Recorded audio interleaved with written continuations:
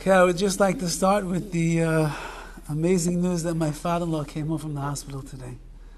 B'chazdei Hashem, miracle of miracles. Anyone that has been watching this saga from the very beginning knows that it's nothing short of gigantic nace, and halavai weiter, as we say, that he should just continue to have a refuah shlema, complete recovery.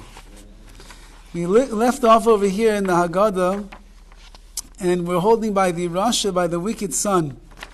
And he asks his question, and he puts down the mitzvahs, and he puts down the Seder, and he puts down Yitzias Mitzrayim. And then it says in the Haggadah, since that he removed himself from the klal, from the masses, or from the community of believers, as he translates over here, so Kaifer Be'ikr, he denies the very basic principle, so of Yiddishkeit. So Rav Chaim says the following idea: if a person denies one mitzvah in the Torah, it doesn't make them a Kaifer Be'ikr. It doesn't make them someone that denies the major principle of Yiddishkeit. Okay, so they don't want that mitzvah. It's not a good thing that they should do. Everybody should accept all the mitzvahs and love all the mitzvahs, and even when it's difficult, we push ourselves. But if a person denies one mitzvah, it doesn't mean that he denies all kol Torah kula. He says, however, when the wicked son comes along, and he denies the very essence of Yitzias Mitzrayim, which is the Exodus from Egypt, which itself is the entire story of Klal Yisrael, which is the formation of our nation, which is the shibud, which is the struggles that we had in the formation of our nation, and eventually the Exodus, the Geula, the redemption that we had, that is who we are. And if a person doesn't accept Yitzias Mitzrayim as being the emes, as being the truth, then they don't accept what it means to be a Jew. Because our entire nationhood and our entire existence and our entire religion is based upon the Geula, the slavery, and the redemption, and HaKadosh Baruch Hu is saving us, and the Jewish people coming and surviving that ordeal. So therefore, says the Haggadah, if somebody, this wicked son over here, comes along and he's Ha'itzias Atzmo min HaKlal, he removes himself from the general community of those that believe in this being the starting point of all of Klal Yisrael, so then we say that you removed yourself and you're kaifer be'ikr, you are someone who denies the basic fundamentals and tenets of what it means to be a Jew. Going on a little bit in the children, we come to the Tom, the one who is the simple son, and we come to the She'eni Yidei Lisha, the one who doesn't know how to ask any questions. So what do we tell him? At psachla, you open up the conversation, you begin to teach him. V'gadata levincha b'yoymahu leimor. And it quotes a verse over here that says, V'gadata levincha, you should tell your son on that day. So Rav Chaim points out over here that the word v'gadata is a lashon, a language of Haggadah, and there are two ways to say over in Hebrew. Either you can say the word magid, to tell over, or you can say leimor, to say. And the difference between Haggadah and Amira is that Haggadah is a stronger language, and Amira is a more delicate, gentler language. Like we know the pasuk says, when we were receiving the Torah, HaKadosh Baruch Hu told Moshe Rabbeinu, go and tell the women in a gentle language, the Sagid, and go and tell in a stronger language the Beis Yisrael, Bnei Yisrael, to the men.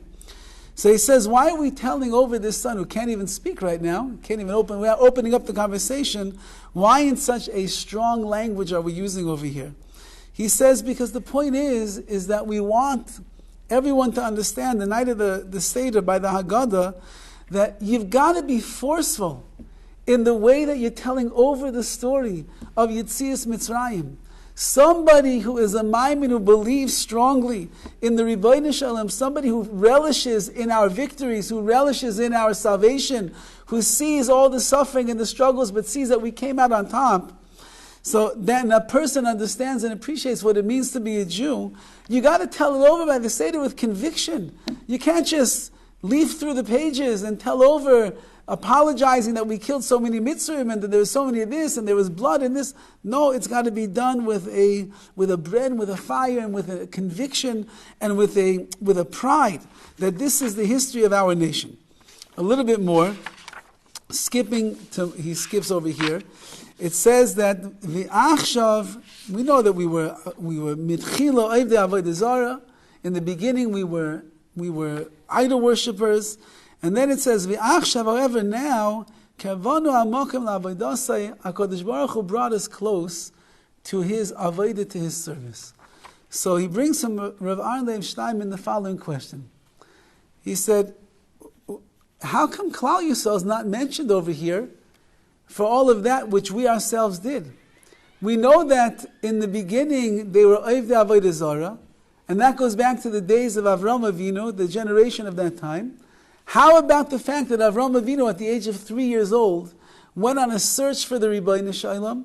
It took him 37 years of his life to finally recognize the Creator and the Master of the universe, and as a result of that, he shifted the world and the direction that history was going in, and we became a world that was ma'aminim, that believed in Hashem.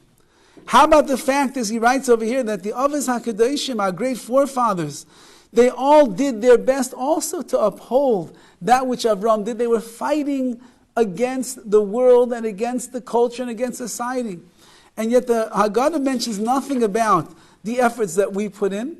The Haggadah only mentions that HaKadosh Baruch Hu is the one that brought us close to Him. What about our efforts down here in this world? So he says, there's a famous Gemara, and the Gemara says that if HaKadosh Baruch Hu would not help us to fight off the Yetzer Hara, so then we would never be matzliach, we would never succeed in overcoming the spiritual battles in our life. And therefore he writes that even if a person fights a good battle, and they find ways to go around and to battle plans to be able to overcome and combat the Yetzer Hara, we all have to acknowledge and recognize, would it not be for the fact that HaKadosh Baruch Hu is oizer, helps a person, we would never be able to overcome these spiritual enemies that are lurking around the world, whether they be in the Yetzer Hara, the evil inclination, whether it be the pressures of society around us, we would never be able to overcome. So at the end of the day, the Haggadah is teaching us this very essential lesson. And that is, it really is HaKadosh Baruch Hu that brought us close. Because even on Avram Avinu, as giant as he was, if HaKadosh Baruch Hu would not have given him the power, if he wouldn't have given that special neshama, if he wouldn't have given the shtolz, the hard work, that he was able to go and push through 99.9% of the generation that was believing in idol worship and the like, so then he would never have been able to reach that place where he became a maimin, a believer in Hashem.